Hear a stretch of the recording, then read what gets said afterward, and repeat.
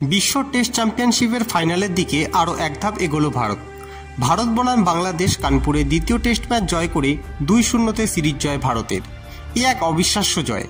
কানপুরে টেস্ট শুরু হওয়ার পর প্রথম দিন মাত্র 35 ওভারের মতো খেলা হওয়ার পর পরপর দুদিন খারাপ আবহাওয়ার কারণে খেলা হয়নি। ফলে সাধারণ দর্শক থেকে বড় বড় ক্রিকেট ক্রিটিক্স, জার্নালিস্ট ভেবেই নিয়েছিলেন যে ম্যাচটা ড্র হতে চলেছে।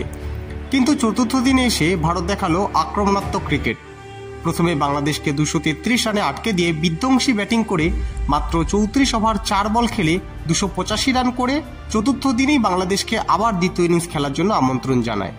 ভারতের এই বিধ্বংসী ব্যাটিং দেখে বেসবল ক্রিকেটও যেন এদিন লজ্জা পেল।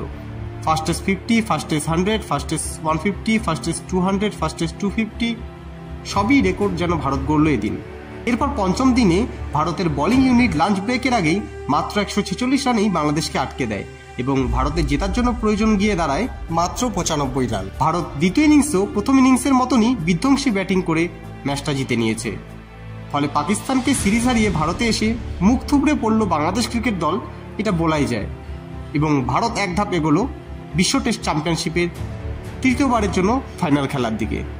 আপনারা দেখছেন নর্থ বেঙ্গল সমাচার, উত্তরের বার্তা, সত্যের পথে।